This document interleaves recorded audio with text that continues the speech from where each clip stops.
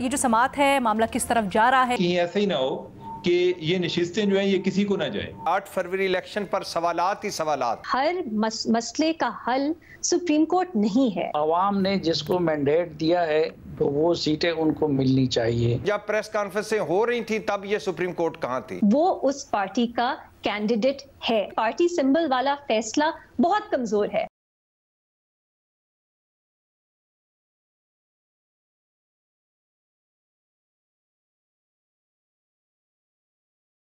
अस्सलाम वालेकुम, मैं हूं अलीना फारूक शेख और सुप्रीम कोर्ट में इंतहाई अहम केस की समाअत जारी है। सुन्नी इत्तेहाद काउंसिल को मखसूस नशिस्तें मिलने का मामला है जिसके ऊपर फुल कोर्ट सुप्रीम कोर्ट का बैठा हुआ है और आज भी इसकी समाअत हुई जिसमें इलेक्शन कमीशन के जो वकील हैं सिकंदर बशीर, उन्होंने मेजरली अपने दलाइल पेश किए।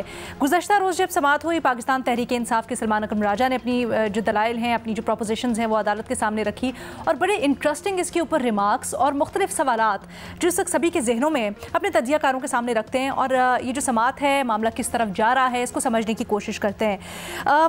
मामला जब चल रहा था और कल सलमान अकरम राजा साहब अपने दलाइल दे रहे थे तो अदालत की तरफ से ये भी रिमार्क सामने आए कि तहरीक इंसाफ ने जब 13 जनवरी का फैसला आया इलेक्शन कमीशन की जानिब से तो उसके बाद मुख्तलिफ लीगल ऑप्शंस या मुख्तलिफ जो हिकमत अमली होनी चाहिए थी तहरीक इंसाफ की, वो उसमें कहीं ना कहीं लूप होल्स दिखाई दिए, नकाइस दिखाई दिए या वो स्टेप्स नहीं लिए गए जो उनको पूरी तरह से लीगल डिस्कोर्स में लेने चाहिए थे, जो उनको लीगल या कानूनी तौर पर रिलीफ फराहम कर सकते थे। फिर इस चीज़ के ऊपर भी सवाल हुआ आगे जाकर कि इलेक्शन कमीशन ऑफ पाकिस्तान ने सुप्रीम कोर्ट का जो फैसला है 2 फरवरी का, यानी जो सिंबल से मुतल्लिक है, उसको शायद सही तौर पर उसकी तशरीह नहीं की और उसको सही तौर पर समझा नहीं, जिसके बाद हमने देखा कि सारा का सारा मामला हुआ और उसके जो सियासी तौर पर भी नताइज हुए। इसको भी अपने तजियाकारों के सामने रखेंगे कि आगे क्या हो सकता है और क्या इसके ऊपर एक सवाल ये भी उठ रहा है कि नज़र-ए-सानी होनी चाहिए, सुप्रीम कोर्ट को खुद सो मोटो लेकर इसके ऊपर नज़र-ए-सानी करनी चाहिए, मज़ीद वाज़े कर देना चाहिए इस फैसले को,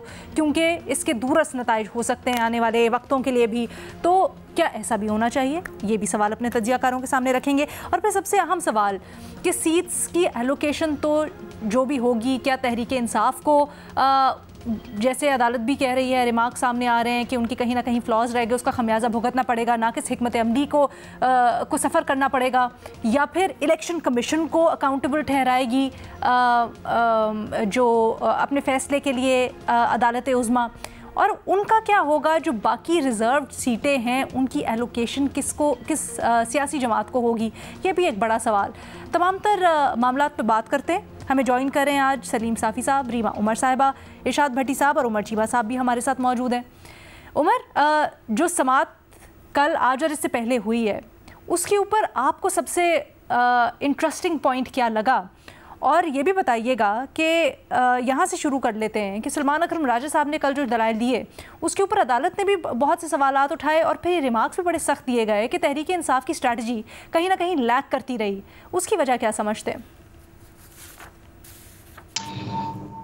अलीना, मुझे जो सबसे इंटरेस्टिंग लगा और कंफ्यूजिंग भी लगा वो इलेक्शन कमीशन के हवाले से है कि जो वो ये बात कर रहे हैं कि सुप्रीम कोर्ट ये कह रही है कि हमने जो केस सुना वो तो था उनके इंट्रा पार्टी इलेक्शन के हवाले से, उनको कलअदम करने के हवाले से हमने अपना फैसला बरकरार रखा, उनके इलेक्शन में पार्टिसिपेट करने के हवाले से हमने कोई बात नहीं की।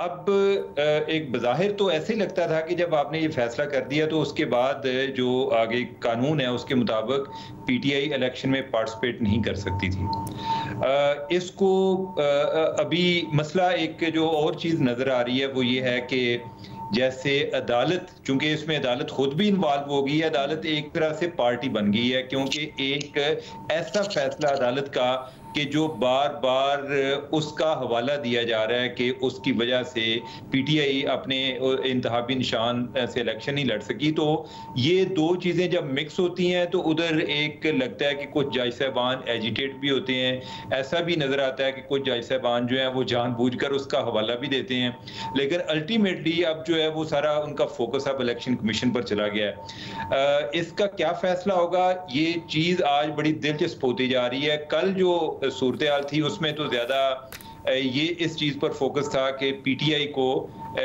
की ये जो आप पहले भी बात कर रही थी कि क्या उनको एक सुन्नी इत्तेहाद कौंसिल से रिज्यू करना चाहिए था या कि खुद ही जो लोग हैं उनको पीटीआई का ही अपने आप को एमएनए जाहिर करना चाहिए था। आज जो है इलेक्शन कमीशन पर ज़्यादा फोकस था और साथ इस चीज़ पर भी फोकस था कि अगर ये नशिस्तें इनको नहीं जाती, सुन्नी इत्तेहाद कौंसिल को नहीं मिलती, जिनका उन्होंने तकाज़ा ही नहीं किया, जिनकी उन्होंने फहरिस्ती फ्राहम नहीं की, तो ये नशिस्तें किसको जाएंगी। अब आप एक और साथ सवाल जो है वो भी चल रहा होता है कि क्या इससे लोगों का हक़ नुमाइंदगी मुतासर होगा या नहीं, क्योंकि ये मखसूस नशिस्तों की बात हो रही है। ये जो बराह रास्त इलेक्शन जीत कर आते हैं उसका ऐसा नहीं हो रहा।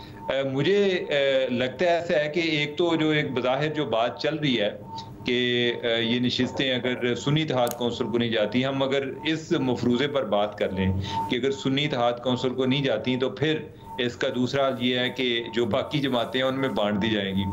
लेकिन इसमें एक और भी एक जो इंडिकेशन आ रही है जज साहबान की रिमार्क से, उससे मुझे ऐसा लग रहा है कि कहीं ऐसा ही ना हो कि ये नशिस्तें जो हैं ये किसी को ना जाए, कि या ये सुन्नी इत्तेहाद कौंसिल को भी ना जाएं और जो बाकी जमातें हैं उनको भी ना जाएं।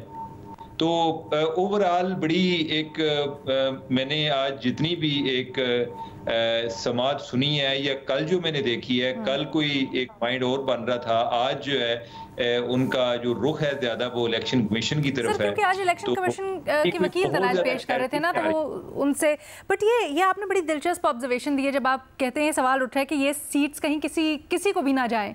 ये ज़रा रीमा से भी आगे जाकर कानूनी नुक्ता करते हैं, क्योंकि इस तरह तो फिर ऐवान में सीटें खाली रह जाएंगी, फिर किस तरह से मामला आगे चलेंगे। लेकिन इरशाद भट्टी साहब, आप कहिएगा आपको दिलचस्प क्या लगा जितनी भी समातें हुई हैं अभी उसके दौरान, और इसके ऊपर ज़रूर कहिएगा कि अदालत ने कल, ज़्यादातर जजेस के रिमार्क्स यही आ रहे थे कि बहुत चांसेस थे पाकिस्तान तहरीक इंसाफ के पास, लेकिन उनकी लीगल मामलात में सियासी बिसात के लिए जो हिकमत अमली थी उसमें बहुत फ्लॉज रहे। ये सच है मैडम शेख के हाँ, हमने वाकई अपनी तारीख से नहीं सीखा। और मैडम शेख आज जो कहा जा रहा है अदालत में कि 8 फरवरी इलेक्शन पर सवालात ही सवालात, तो जब ये सवाल पैदा हो रहे थे तो ये सुप्रीम कोर्ट कहाँ थी। आज जो कहा रहा है जिसने प्रेस कॉन्फ्रेंस ना की उसे उठा लिया गया, तो जब प्रेस कॉन्फ्रेंसें हो रही थी तब ये सुप्रीम कोर्ट कहाँ थी, और जब उठाए जा रहे थे तब ये सुप्रीम कोर्ट कहाँ थी। आज जब ये कहा जा रहा है कि लेवल प्लेइंग फील्ड ना दी गई, और जब लेवल प्लेइंग फील्ड नहीं दी जा रही थी तब ये सुप्रीम कोर्ट कहाँ थी। आज जब कहा रहा है बताया जा रहा है कि इलेक्शन कमीशन ने सुप्रीम कोर्ट के फैसले की गलत तशरीह की और गलत तशरीह करके पीटीआई को इलेक्शन ना लड़ने दिया गया। जब ये गलत तशरीह हो रही थी और गलत तशरीह होकर इतना बड़ा काम हो रहा था, तो करोड़ों वोटर्स जब दर बदर फिर रहे थे तब ये सुप्रीम कोर्ट कहाँ थी। और इलेक्शन कमीशन वोटर्स का मुआफ़िज़ होने की बजाय इसका मुखालिफ हो गया। आज कहा जा रहा है जब ये मुखालिफ हो रहा था तब ये सुप्रीम कोर्ट कहाँ थी। अच्छा रीमा, क्या आप समझती हैं कि बार बार जब ये रिमार्क सामने आ रहे हैं और ये तासुर जा रहा है कि इलेक्शन कमीशन ऑफ पाकिस्तान ने मिस इंटरप्रेट किया सुप्रीम कोर्ट का फैसला, तो बेहतर होता कि इस मामले को पहले सो मोटो लेकर या अब भी सो मोटो लेकर क्लियर कर लिया जाए? जी शुक्रिया लीना। अदालती मामलात पे बहुत सी हमारी जो बहस होती है वो इस कदर रिटोरिकल होती है कि मुझे समझ नहीं आती कि जवाब किस तरह दिया जाए। कभी कभी हम सबका दिल करता है कि हम ये कहें कि पाकिस्तान में हम इन्वायरमेंट के साथ क्या कर रहे हैं, क्लाइमेट चेंज हो रहा है, सुप्रीम कोर्ट कहाँ है, वो कुछ क्यों नहीं करती, बच्चे जो हैं वो स्कूलों से बाहर हैं, उन्हें तालीम नहीं मिल रही, तो सुप्रीम कोर्ट कहाँ है। यहाँ पे 90% के करीब घरों में घरेलू तशद्दुद होता है, सुप्रीम कोर्ट कहाँ है। बहुत सी ऐसी नाइंसाफियां, जुराइम, ह्यूमन राइट्स वायलेशंस इस मुल्क में होती हैं।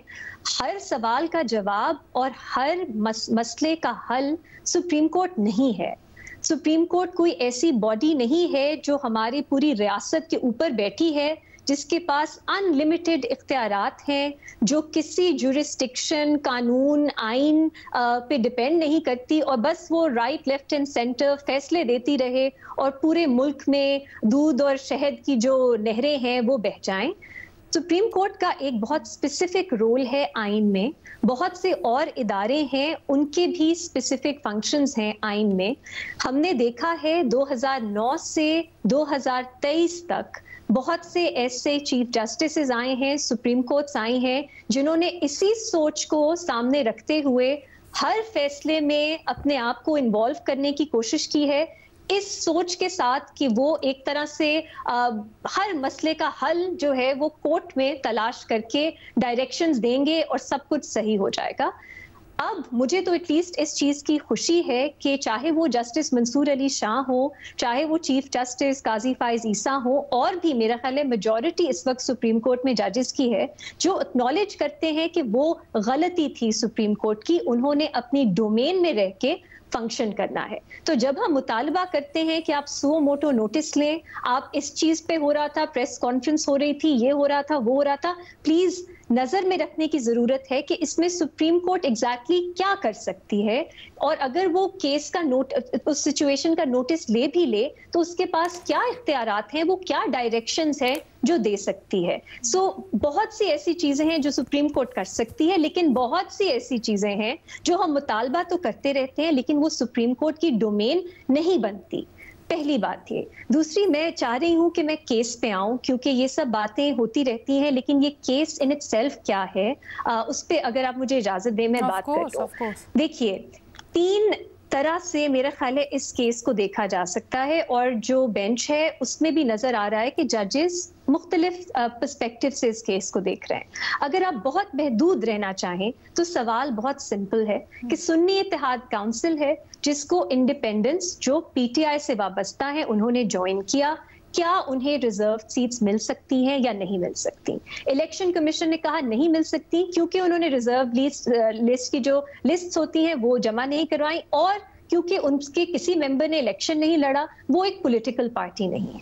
पेशावर हाई कोर्ट ने रिजर्व लिस्ट्स पे तो फैसला नहीं किया, उन्होंने भी लेकिन उनका ये डिसीजन अपहोल्ड किया और उन्होंने कहा सुन्नी इत्तेहाद काउंसिल पॉलिटिकल पार्टी नहीं है। ये सबसे स्पेसिफिक महदूद लिमिटेड इंटरप्रिटेशन है इन प्रोसीडिंग्स की।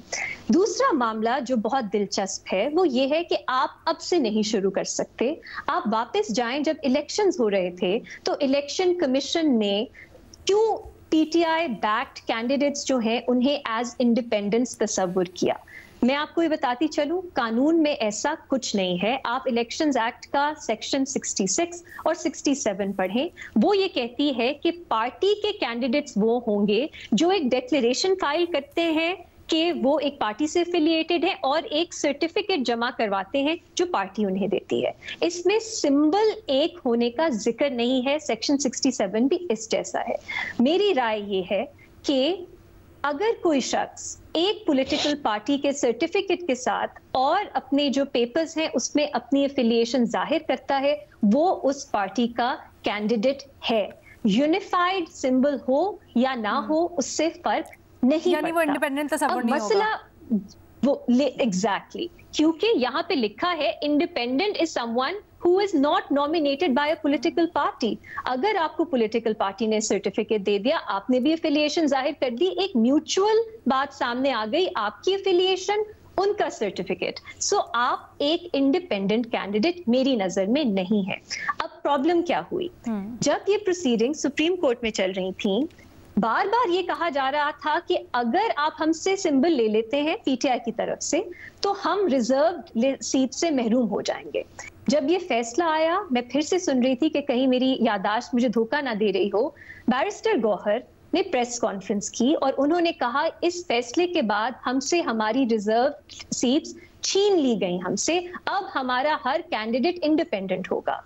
शुरू से ये कंफ्यूजन पीटीआई ने क्रिएट की, उन्होंने बार बार उसको रीइंफोर्स किया, अदालत में भी, अदालत के बाहर भी, टीवी स्क्रीन्स पे भी, कि हमें रिजर्व सीट्स नहीं मिलेंगी क्योंकि हमारा सिंबल छीन लिया गया और हमारे कैंडिडेट्स अब इंडिपेंडेंट हैं।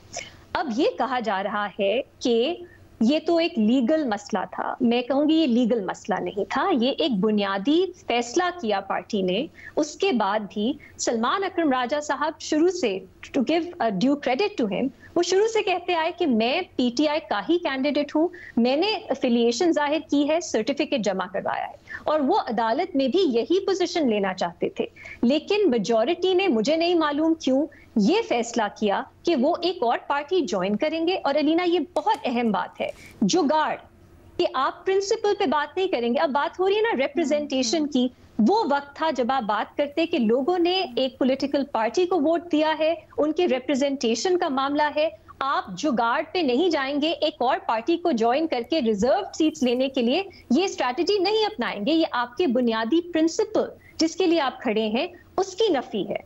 पीटीआई ने फिर भी ये ऑप्शन अपनाए। पहले भी मैंने इस बात का जिक्र किया, उन्हें मालूम था कि सुन्नी इत्तेहाद काउंसिल ने कोई रिजर्व सीट्स की लिस्ट जमा नहीं करवाई, उनके कैंडिडेट्स कोई नहीं जीते पार्टी के उससे टिकट से, फिर भी उन्होंने उसी पार्टी को चूज किया। अब आप फिर से कहेंगे कि ये लीगल मसला था, मेरा नहीं ख्याल, ये एक पॉलिटिकल डिसीजन था जिसने उनके प्रिंसिपल को वीकन किया। अगर ऐसा ना होता तो मैं अपनी बात करती हूँ कि मैं पर्सनली बहुत इन्वेस्टेड होती इस केस में, क्योंकि मेरी नजर में पार्टी सिंबल वाला फैसला बहुत कमजोर है, गलत फैसला है, फंडामेंटल राइट्स के खिलाफ है, और मैं चाहती कि उसकी तशरीह जो आगे चल के हो वो लिमिटेड तरह से हो, कि उसके नुकसान जो कॉन्सिक्वेंसेस है वो लिमिटेड हो। लेकिन पीटीआई ने ये नहीं किया, सो इसको नजर में रखना चाहिए। तो अब ये दूसरी लेयर आ गई इसमें कि कुछ जजेस ऐसा लगता है कि वो उस वक्त पे जाना चाहते हैं और इलेक्शन कमीशन के उस फैसले को अनडू करना चाहते हैं ताकि मामले का हल वहां से निकाला जाए। ठीक है, ये दूसरा हो गया। तीसरा मामला ये है कि कुछ जजेस चाहते हैं कि आप उससे भी पीछे जाएं, आप सिंबल जजमेंट पे जाएं, आप इलेक्शन से पहले सब क्या मामलात हो रहे थे उस पे सुओ मोटो लिया जाए या उस पे अदालत कोई कार्रवाई करे। अगेन अलीना, वही मेरा सवाल, उसके स्पेसिफिक क्या क्वेश्चंस होंगे जिस पे अदालत जो है अपना कोई फैसला देगी। ये एक बहुत ही ब्रॉड पॉलिटिकल सवाल हो जाएगा। बेहतर है आप उसको ब्रेक डाउन करें, उसके कानूनी पहलू देखें, अगर कहीं कानून की ब्रीच हुई है, आइन की ब्रीच हुई है, आप फोरम देखें किस पे आपने जाना है और उसका इस्तेमाल करें। ये सुओ मोटो केस क्या सुप्रीम कोर्ट क्या करेगा? इलेक्शन एनल कर देगा, कहेगा इलेक्शन शुरू से गलत है, फिर से इलेक्शन करवाएं। ये कहाँ पे सुप्रीम कोर्ट के पास इख्तियार है? और क्या अलीना हम फिर से चाहते हैं कि 2009 वाली सुप्रीम कोर्ट आ जाए जहां हर फैसला सुप्रीम कोर्ट में किया जाए, पार्लियामेंट कुछ नहीं है, कोई और आईनी इदारा कुछ नहीं है, सुप्रीम कोर्ट ही फैसला करे, चाहे उनकी जुरिस्डिक्शन बने या ना बने? मेरे लिए ये डेंजरस ट्रेंड है। बहुत से इसमें स्ट्रॉन्ग पॉइंट्स हैं, लीगल पॉइंट्स हैं जिस पे आर्ग्यूमेंट हो सकती है। मजीद पिटिशंस आप लेके जाएं, हाई कोर्ट्स लेके जाएं, सुप्रीम कोर्ट लेके जाएं, लेकिन ये जो प्रेशराइज करना कि सुप्रीम कोर्ट एक केस सुन रही है, हर मसले का हल वो निकाले, मेरा ख्याल है ये काउंटर प्रोडक्टिव है और ये ओवरऑल हमारी अदलिया की आजादी, सुप्रीम कोर्ट को जो थोड़ा सा लिमिट करने की जरूरत है उसको। अच्छा रीमा, आपने जो खाका खींचा उसमें से एक सवाल बता दीजिएगा जरूर। क्या समझती हैं लीगली भी जब अदालत के सामने सवाल है तो फिर क्या तहरीक इंसाफ की जो सियासी हिकमत अमली है, नाकिस हिकमत अमली उनकी रही है, वो खमियाजा तहरीक इंसाफ कोई भुगतने देना चाहिए, उनके खिलाफ फैसला आना चाहिए, या फिर आप समझती हैं इलेक्शन कमीशन सही तरह से अपने फैसले में उसको इंटरप्रेट नहीं कर पाए, या सही तरह से उन्होंने गुंजाइश निकाली जा सकती थी, किया नहीं, तो उनकी जिम्मेदारी ज़्यादा बनती है? अदालत को किस तरफ जाना चाहिए? मेरा ख्याल है अदालत को तशरीह करनी चाहिए कि इसका क्या मतलब है कि आप की पार्टी के पास एक यूनिफाइड सिंबल नहीं है। जब हमने इस केस की बात कर रहे थे सिंबल वाली की, मेरा इतनी तशवीश थी मुझे इस बात की क्योंकि किसी भी कानून में उसके रेप्रिकॉशंस दिए ही नहीं गए। तो आप क्या कहेंगे? क्या आप तसव्वुर करेंगे कि पार्टी डिसॉल्व हो गई? पार्टी अगर लिस्टेड है, उसके पास सिंबल नहीं है, तो क्या होगा? इसकी तशरीह की जरूरत है और बेहतर है कि वो जल्द आ जाए। मसला ये है कि ये क्या पास में जाके कुछ डिसीजंस की तब्दीली होगी इसमें? कुछ लोग ये कह रहे हैं कि आप फिर से पीटीआई के जो कैंडिडेट्स हैं जिन्होंने एफिलिएशन जाहिर की है उनको फिर से मौका दें, वो एक पार्टी ज्वाइन कर सके, या वो पीटीआई के कैंडिडेट्स ही तस्वुर होंगे तो उन्होंने जो एसआईसी ज्वाइन की है उसका क्या बनेगा? ये कॉम्प्लिकेटेड सवाल है। इसमें बहुत से लोग हैं जो जजेस उन्हें नहीं पसंद, उनकी तनकीद कर रहे हैं, लेकिन जेन्युइनली ये बहुत एक कंफ्यूजिंग मामला है अगर आप इस तरफ जाएंगे। जो SIC की बात है रीना, सॉरी मैं उस पर कह दूं, मेरी नजर में पेशावर हाई कोर्ट का फैसला कमजोर है, इलेक्शन कमिशन भी इसमें इनकंसिस्टेंट है। वो कहती है PTI जो है कि उनके इंडिपेंडेंस, उन्होंने SIC ज्वाइन कर लिए। मैं सॉरी एक छोटी सी बात कि वो एक पॉलिटिकल पार्टी है इस हद तक कि इंडिपेंडेंस उसे ज्वाइन कर सकते हैं, लेकिन वो इस हद तक पॉलिटिकल पार्टी नहीं है कि उसे रिजर्व सीट्स मिल सकती है। जबकि आइन का प्रोविजन आर्टिकल 51 एक ही है जिसमें एक ही दफा पॉलिटिकल पार्टी लिखा है और वही है जिसमें इंडिपेंडेंस ज्वाइन कर सकते हैं और उसी को रिजर्व सीट्स मिलनी है। तो ये कॉन्ट्रडिक्शन ECP के फैसले में है। सुप्रीम कोर्ट को इसको भी सुलझाना होगा मेरी नजर। तो बुनियादी तौर पे इलेक्शन कमीशन की यहाँ पर ज़्यादा जिम्मेदारी बनती है और सुप्रीम कोर्ट को अकॉर्डिंगली करना चाहिए। तो देखते हैं आगे क्या होता है। एक छोटी सी ब्रेक लेनी है हमने, उसके बाद मजीद सवालात भी हैं, सलीम साफ़ी साहब की राय भी इस पर जानेंगे, बट आफ्टर ब्रेक। बखसूस नशिस्तों के केस की हम बात कर रहे हैं और सलीम साफ़ी साहब, ब्रेक से पहले जैसे रीमा ने बड़ी हमें तफसीलन बताया, आपकी क्या राय है? क्या जो पाकिस्तान तहरीक-ए-इंसाफ की कानूनी महाज पर एक हिकमत अमली में नकाइस रह गए, उसका खमियाजा उनको भुगतना चाहिए, उसकी कॉस्ट उनको अदा करनी चाहिए, या फिर आप ये समझते हैं सूरत हाल को मद्देनज़र रखते हुए कुछ ना कुछ उनको रिलीफ दे देना चाहिए और जिम्मेदारी इलेक्शन कमीशन की बनती है? नहीं, कास्ट तो उन्होंने अदा भी कर दी और अदा भी करेंगे, लेकिन मेरे ख्याल में जब मजमूई तौर पर हम देखते हैं इन तमाम केसेस को और तमाम कार्रवाइयों को, तो इसके दो आस्पेक्ट्स हैं। एक खालिसतन तकनीकी और लीगल आस्पेक्ट हैं, और शुरू में इलेक्शन कमीशन ने भी अपनी तशरीह कर दी जिससे रीमा जैसे माहिरीन कानून इख्तिलाफ करते हैं, लेकिन उसके तहत उसको निशान से महरूम कर दिया गया। और फिर उसके बाद खुद जो रीमा बता रही है कि PTI के वकला ने भी जो मौक़िफ़ लिया और जो ऑप्शन लिया तो वो अपने लिए ठीक नहीं लिया था।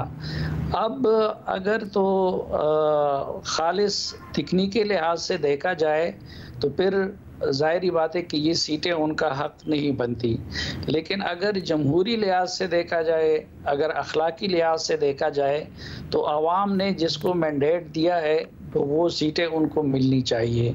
मैं तो सिर्फ इतना इस पे अर्ज़ कर सकता हूँ, बाकी कानून का मैं ज़्यादा माहिर भी नहीं हूँ। और वैसे भी ये हमने एक गलत रीत शुरू की है कि फ़ैसलों से पहले हम कमेंट्स पे, जजेस के कमेंट्स पे इधर फैसले तबसरे शुरू कर देते हैं, और बाज़ औक़ात फिर हमें ख़ुद भी सुक्की का सामना करना पड़ता है, फैसले फिर कुछ और आ जाते हैं। तो अगर हम इसकी बजाय फ़ैसलों का इंतज़ार करें और फ़ैसलों को मौज़ूई बहस बनाएं तो ज़्यादा बेहतर होगा।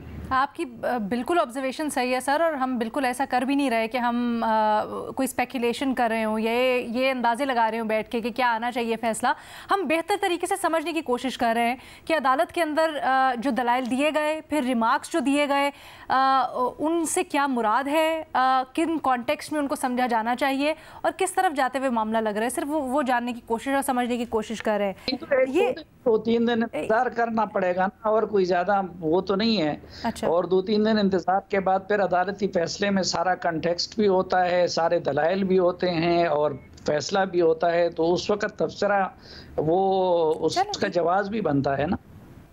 ठीक है सर, मैं आपकी राय का एहतराम करते हुए मैं आगे बढ़ जाती हूँ, बिल्कुल जैसे आप चाहें। वरना अगर आप चाहें तो मैं आपसे इतना सवाल कर लूँ कि जिस तरह से समाज चल रही है फुल कोर्ट में, वहाँ पाया जा रहा है, जैसे अभी भट्टी साहब ने एक राय दी, फिर रीमा ने उसको एक्सप्लेन किया या अपना मौक़िफ़ उसके ऊपर पेश किया, इसी तरह से सोशल मीडिया में या जनरली भी जहाँ जहाँ डिस्कशन होती है वहाँ मुख्तलिफ आरा पाई जाती हैं।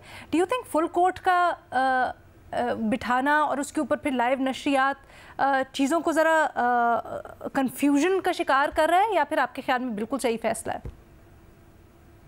नहीं, मैं उसमें अपना तबसरा शामिल करके कंफ्यूजन को मजीद नहीं बढ़ाना चाहता। मैं आगे बढ़ जाती हूँ। ठीक है, नहीं फेयर इनफ सर, आप नहीं करना चाहते तो मैं डेफिनेटली आगे बढ़ जाती हूँ, कोई मसला नहीं है। इरशाद भट्टी साहब, नहीं बिल्कुल सही सर, मैं एहतराम कर रही हूँ आपकी राय का, फेयर इनफ, बिल्कुल सही कह रहे हैं। जिन चीज़ों को हम समझते हैं या जिनको हम अहमियत देते हैं उनको आप रिपोर्ट कार्ड का मौजू नहीं बनाते। सर आप किस चीज़ के ऊपर बात करना चाहते हैं? अगर आप करना चाहें तो बिल्कुल कीजिए। बस आप भट्टी साहब को, ये भट्टी साहब की तैयारी बहुत होती है, भट्टी साहब को सुन लेते हैं। मैं तो आपको मौका भी दे रही हूँ, अगर आप चाहते हैं तो प्लीज़, हम आपको सुनना चाहते हैं। आप जिस भी इशू के ऊपर बात करना चाहते हैं डेफिनेटली करें, वरना आपकी राय का एहतराम करते हुए फिर मैं आगे बढ़ जाऊँ। एक इशू चल रहा है जो कि खैबर से लेके कराची तक पाकिस्तान के हर फर्द की सलामती से मुतालिक है। जी सर। ये जो अज़्म पाकिस्तान शुरू करने की बात की गई है, उस हवाले से बहुत सारी गलतफहमियां भी हैं। उसको पाकिस्तान की कई पार्टियों ने रिजेक्ट कर लिया। दूसरी तरफ हुकूमत ने कल वजाहत कर दी कि ये कोई फुल फ्लेज ऑपरेशन नहीं है माजी के ऑपरेशनों की तरह, बल्कि पहले से जो इंटेलिजेंस बेस का रवैया हो रही है हम उसको मरबूत बनाएंगे। अब उस हवाले से आज भी गलतफहमियां पाई जाती हैं, इसलिए आज भी पॉलिटिकल लीडरशिप की तरफ से ये डिमांड्स किए जा रहे हैं कि ब्रीफिंग दिया जाए, फलां कर दिया जाए, फलां कर दिया जाए।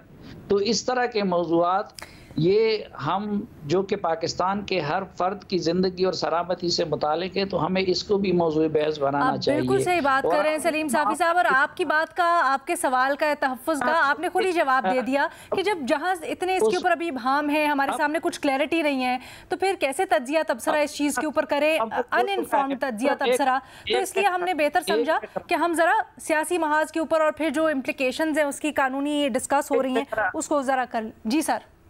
एक फिक्र सिर्फ, अब इतना खलत मवज़ हो चुका है कि उसके आगाज़ से पहले उससे मुतालिक कन्फ्यूजन ही कन्फ्यूजन फैल गया है। इसलिए अब उसके लिए ज़रूरी है कि या PTI के इस तजवीज़ को कबूल किया जाए कि इन हाउस सेशन हो और उसमें आर्मी चीफ और दीगर हुकाम उनको ब्रीफिंग दे, या फिर ये है कि आल पार्टीज कॉन्फ्रेंस हुकूमत बुलाए और हुकूमत की तरफ से उनको एतमाद में लिया जाए। इससे मुताल्लिक भी जो बयानात आ रहे हैं उससे हुकूमत की तरफ से उसमें ऐसा है कि कहा जा रहा है कि तमाम जमातों को अपोजिशन समेत ऑन बोर्ड लिया जाएगा। एक छोटी सी ब्रेक के बाद दोबारा वापस आएंगे। Welcome back. भट्टी साहब, आप कहिएगा सर, ये जो अभी हम बात कर रहे थे और ख़ास तौर पर पाकिस्तान तहरीक इंसाफ ने किस तरह से सियासी जो अपने डिसीजंस लिए उसके अंदर इतने बड़े बड़े वकला होते हुए भी कानूनी तौर पर वो सही इंटरप्रेट नहीं कर पाए या डिसाइड नहीं कर पाए, इसकी वजह क्या समझते हैं आप?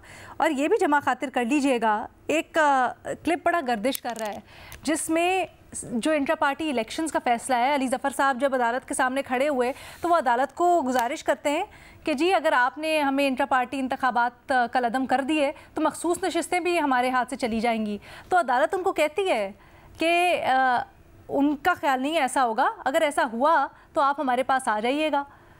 तो इसके बावजूद ऐसा क्यों हो गया कि पाकिस्तान तहरीक इंसाफ ने, जैसे रीमा ने लफ्ज़ इस्तेमाल किया, जुगाड़ को पसंद किया बजाय इसके कि वो फिर अगर कानूनी रास्ता इख्तियार कर रहे थे तो उसको सी थ्रू करते हैं, फॉलो थ्रू करते पूरा एंड तक? मैडम शेख, आपके इस लंबे सवाल पर एक शेर याद आ रहा है, और जो बल्ले छीनने से ये फार्म 47 और मखसूस नशिस्तों को भी उसका हाथा करेगा, शेर है। शेर सुनिएगा ज़रा गौर से कि पहले उसने मुस कहा, फिर तक कहा, फिर बिल कहा। पहले उसने मुस कहा, फिर तक कहा, फिर बिल कहा। इस तरह जालिम ने मुस्तकबिल के टुकड़े कर दिए। ये आप एक यानी आप इसको ब्रॉडर पिक्चर में देखें कि हुआ क्या है और सुप्रीम कोर्ट का और इलेक्शन कमीशन का किरदार और फैसले क्या रहे हैं। यानी आप कभी सोच सकते हैं कि किसी बड़ी मुल्क की बड़ी सियासी जमात से बल्ले ही ले लिया जाए? एक टेक्निकल बात में, किस पार्टी में कौन से इलेक्शन हुए हैं कि जो इस इलेक्शन से डिफरेंट है? नंबर 1। खैर, इस पे तो बहुत बात होगी कि उसमें आया कोई नहीं और इसमें आ गए सारे। तो और तीसरा इलेक्शन भी अब वो उस पर भी एतराज़ खैर से लग चुका है। तो मैडम शेख, इशू ये है कि जब इंसाफ ना मिल रहा हो ना, अभी एक बात यहाँ हुई थी, जब इंसाफ ना मिल रहा हो, जब इंसानी हकूक़ की पामाली हो रही हो, जब चादर चार दीवारी का तहफ़्फ़ुज़ ना मिले, जब बुनियादी हकूक़ मुतासर हो रहे हों, जब इलेक्शन कमीशन जैसे इदारे जानिबदाराना और मुतनाज़ फ़ैसले कर रहे हों, तब अदलिया की तरफ देखा जाता है या तब अदलिया को इस तरफ देखना चाहिए। जब सुप्रीम कोर्ट का फैसला ही ये सारी बुनियाद बने यहाँ तक पहुँचने की, तो फिर सुप्रीम कोर्ट की तरफ देखना पड़ता है। और जब सुप्रीम कोर्ट के जजेस आज कह रहे हों कि सवालात ही सवालात हैं और प्रेस कॉन्फ्रेंसें और इलेक्शन कमीशन और फिर फैसले और फिर सारे, और फिर आज सुप्रीम कोर्ट का जज ही कह रहा हो कि हमने इररेलेवेंट केसों पर आज खुद नोटिस लिए। अगर हम ये जो ले लेते नोटिस 8 फरवरी इलेक्शन पर, तो ये परफेक्ट केस था। उस पर जब हम तबसरे करें तो उसको ना कहना चाहिए कि ये कोई बयानिया है, ना कहना चाहिए कि ये कोई जुगाड़ है, ना कहना चाहिए कि ये कोई टेक्निकल मसला है। ये जो टेक्निकल मसले पिछले 76 साल हमारी तारीख में हमें दरपेश हैं, ये वो टेक्निकल मसले हैं। अब इशू ये है मैडम शेख कि अब आप क्या कर लेंगे? जो कुछ होना था हो चुका है, दे दे उनको बल्ला वापस। रीमा, आप जवाब देना चाहती हैं? इंसाफ जो है वो एक रिटोरिकल कॉन्सेप्ट भी हो सकता है, आपके लिए मुख्तलिफ है, मेरे लिए मुख्तलिफ है। आपने अगर एक पिटिशन बनानी है, आपने आइन कानून को सामने रख के सुप्रीम कोर्ट की जुरिस्डिक्शन को सामने रखना है। अगर आप कहेंगे पूरे 8 फरवरी के इलेक्शन पे सुओ मोटो लिया जाए, उसकी स्पेसिफिक्स क्या है, मैं ये सवाल पूछ रही हूँ जिसका जवाब सुप्रीम कोर्ट कॉन्क्रीट डायरेक्शंस की सूरत में दे सके। ये मेरा सवाल है। ये मेरा बिल्कुल हरगिज ये मौक़िफ़ नहीं है कि सुप्रीम कोर्ट को इंसाफ नहीं देना चाहिए, लेकिन किस केस में, किस पस मंजर में, किस कानून, किस आइन के तहत देना चाहिए, ये जरूरी है। वरना ओवरऑल तो लीना हर वक्त हम बात कर सकते हैं इस मुल्क में मैं अकेली सड़कों पे नहीं पैदल चल सकती, मुझे इंसाफ मिलता है अगर मैं हरासा होती हूँ, मैं कहूँ चीफ जस्टिस कहाँ है, मुझे इंसाफ नहीं मिला। बात तो इंसाफ की मैं भी कर रही हूँ ना, लेकिन एक तरीका होता है जिससे आप सुप्रीम कोर्ट तक जाते हो। उसके पहले आपके पास और भी ऑप्शंस होते हैं। हाई कोर्ट्स भी हमारी कॉन्स्टिट्यूशनल कोर्ट्स हैं, बहुत सी पिटिशंस पेंडिंग है, वो आगे सुप्रीम कोर्ट जाएंगी। तो अभी जो है इस तरह का देना इंप्रेशन कि सुप्रीम कोर्ट जो है वो एक तरह से देख रही है, उनके पास इख्तियार होने के बावजूद इस्तेमाल नहीं कर रही, ये मैं कह रही हूँ गलत है। तो स्पेसिफिक्स पे आना जरूरी है, ये मेरा कहने का मकसद था। और ये जो केस है एक स्पेसिफिक केस है, उसमें अब हम देखते हैं कि किस तरह का फैसला आता है। जैसे मैंने कहा, आपने जो भी फैसला करना है एब्स्ट्रैक्ट में एक इंसाफ के नोशन को लेके नहीं करना, आपने अपना डिसीजन की जो रीजनिंग है उसको लॉ मैं चाह रही थी सर भट्टी साहब से तो ये नैरो डाउन भी करवा लूं कि भट्टी साहब की तवक्को क्या है जब वो कहते हैं 8 फरवरी। भट्टी साहब, आपको आवाज आ रही है? सुमोटो अलीना मुझे ऐड कर लेने दें फिर, ताकि भट्टी साहब की जो बहस है वो ज्यादा हो जाएगी। हाँ, भट्टी साहब को मेरे ख्याल बात की समझ नहीं लगी कि भट्टी साहब जो बात कर रहे हैं आपने उनको बताया क्या है। वो जो जिस क्लिप का आप जिक्र कर रही है ना वो मेरे पास भी है, मैं भट्टी साहब को जरा दोबारा से सुना देता हूँ। ये बात हो रही है कि जब ये उनके इंट्रा पार्टी इलेक्शन कलअदम करार दिए और वो केस जो है सुप्रीम कोर्ट में सुन रहे थे, तो अली जफर ने उधर बात की। उन्होंने कहा कि अगर हमें ये जो है ना हमें महसूस नशिस्तें नहीं मिलेंगी। चीफ जस्टिस ने इस पे कहा कि ऐसा नहीं है, यानी कि चीफ जस्टिस आगे कह रहे हैं कि ऐसी बात नहीं है, अगर इस तरह का कोई मामला आता है तो आप हमारे पास इसको आप चैलेंज करें। बल्कि उन्होंने ये मशवरा दिया, उन्होंने कहा कि आप एहतियातन एक दरखास्त दायर कर दें, यानी कि अगर आप जो है अगर आपको इलेक्शन कमीशन पर एतराज है या कोई इस तरह की बात आती है तो आप एक पेशगी दरखास्त भी दायर कर सकते हैं। तो साथ उन्होंने कहा कि क्या हम आपको वकालत भी सिखाएं। अब मुझे बताएं, ये बात जो है ये हमारी डिस्कशन में पहले नहीं थी, ये बात जो है जो जजेस उधर बहस कर रहे हैं मेरे ख्याल उनकी डिस्कशन में भी नहीं थी। ठीक है, अगर इस तनाजर में देखा जाए और भट्टी साहब जो इतनी देर से कह रहे हैं कि ये सारा मामला काजी फायदी साहब है, क्या अब वो अभी इस राय पर कायम है या कि वो कोई ये बताएंगे कि पीटीआई के जो वकील हैं उनके पार्ट पर भी कोई प्रॉब्लम है या पीटीआई के पार्ट पर भी कोई प्रॉब्लम है? भट्टी साहब जी बिल्कुल मैं कायम हूँ। और फिर ये आर्ग्यूमेंट इसको ले लीजिए कि अगर एक बंदा कह रहा है, एक गिड़गड़ा रहा है, पाँव में पड़ रहा है कि हजूर ये फैसला कर देंगे तो ये भी हो जाएगा, ये भी हो जाएगा, ये भी हो जाएगा, तो अगर उस पर आप कर रहे हैं और उसका और फिर आप मशवरे दे रहे हैं कि आप एक वकील भी, मैं आपको वकालत भी सिखाऊं। और फिर मैं इसमें भी कायम हूं कि जिस तरह के ये जो वो भी समात हमने लाइव देखी बल्ले वाली, उसमें क्या कौन कितना बोला और किसको कितना बोलने दिया गया, हम मामला कहीं और ही लेके जा रहे हैं। पाकिस्तान तहरीक इंसाफ के फॉर्मर साथी हैं फवाद चौधरी साहब, वो खुद 12 मेरा ख्याल है आज भी उन्होंने ये बात दोहराई है कि जिस तरह से बड़े बड़े वकील होने के बावजूद तहरीक इंसाफ ने फैसले किए सियासी महाज पर कानूनी चीज़ों को मद्देनजर रख के, उसका बड़ा नुकसान हुआ है उनको। आप हालात देखे ना, जिन हालात में वो कर रहे थे वो हालात आप नहीं देख रहे। फवाद चौधरी साहब आज कहाँ हैं? फवाद चौधरी साहब आज कहाँ हैं? फवाद चौधरी साहब आज कहाँ हैं और किस तरह खड़े हुए हैं और किधर हैं कि आज वो बात कर रहे हैं? वो भी तो कानूनदान है, यानी कोई गलतियां करता रहे तरीके इंसाफ, लेकिन सुप्रीम कोर्ट उसकी सारी गलतियों को नजरअंदाज करके उसको बेनिफिट ऑफ डाउट दे, उनकी जिम्मेदारी है। की बात नहीं है। माँ, आप क्या कहना चाह रही हैं? अलीना, देखें, अग्रीव्ड पार्टी है पीटीआई सिंबल वाले फैसले की, मैं इस पे बिल्कुल एग्री करती हूँ, मैं उस फैसले की बहुत क्रिटिक हूँ, लेकिन उस फैसले के बाद क्या पीटीआई पे कोई ओनस नहीं रहता और क्या अदालतें जो है वो आइन कानून जो है उसको कहीं दूर रख के बस उसका रिड्रेसल के लिए ही फैसले करती चली जाएं? अदालतें are creations of the constitution, उनको जो जुरिस्डिक्शन दी गई है उसके तहत ही उन्होंने चलना है। तो अब हम लोग ये तवक्को करना कि एक बुरा फैसला हुआ उसके बाद जो अग्रीव्ड पार्टी है उस पर कोई ओनस ही नहीं है, वो जो मर्जी करे उस पे हम सवाल नहीं उठा सकते, ये गलत चीज है। एक आपके खिलाफ फैसला आया, आपने अपने जो लॉसेस है उन्हें मिटिगेट करना है। अब ये जो उन्होंने जुगाड़ SIC ज्वाइन करके किया, अब भी अदालतों में ही है ना, सुप्रीम कोर्ट में ही है। तो अगर पहले सुप्रीम कोर्ट जाके ये आर्ग्यू कर लेते कि इलेक्शन कमीशन का बनाया गया रूल ही है एक वाहिद हर्डल जो कहता है कि सिंबल के बगैर रिजर्व सीट्स नहीं मिल सकती, बाकी कानून बिल्कुल उनके हक में है, प्रिंसिपल रिप्रेजेंटेशन का, डेमोक्रेसी का उनके हक में है, क्या ये बेहतर फैसला नहीं होता? क्या हमारा फर्ज नहीं है हम ये भी सवाल पूछें कि इवेंचुअली वो अदालत में ही गए हैं, सुप्रीम कोर्ट में ही गए हैं, तो ऐसा फैसला कर लेते जो उनके प्रिंसिपल को कॉम्प्रोमाइज नहीं करता। अब ये ज्यादती है कि हम ये सवाल ना पूछें, हम ये कहें कि पीटीआई जो भी फैसले करे हम उन पे कोई सवाल नहीं करेंगे, कोई डिबेट नहीं करेंगे, हम कहेंगे बस सुप्रीम कोर्ट ने ही उनको यहां तक लाया, सुप्रीम कोर्ट जो मर्जी करे, अपने खुद से कानून बनाए, खुद से आइन बनाए कि उनका किसी तरह अजाला हो जाए। जो भी अब होगा, मैं खुद चाहती हूँ वो फैसला जो है उसके कॉन्सिक्वेंसेस जो है वो मिटिगेट हो, वो कम हो, फैसला इवेंचुअली मेरा ख्याल है ओवरटर्न भी होना चाहिए, लेकिन उसका तरीका है, तरीकाकार की बात है। जो लेवल प्लेइंग फील्ड वाली भी ना पिटिशन थी, उसमें आपको याद होगा सुप्रीम कोर्ट का एक फैसला था कि पीटीआई को लेवल प्लेइंग फील्ड दी जाए। तो ऐसा जो एक इंप्रेशन बनाया जाता है कि काजी फाइज ईसा ने कहा कि नहीं कुछ नहीं मैं सुनूंगा, ये भी नहीं हुआ था। आज की इस डिबेट को यहीं पे खत्म करते, वक्त की किल्लत की वजह से। अल्लाह हाफिज।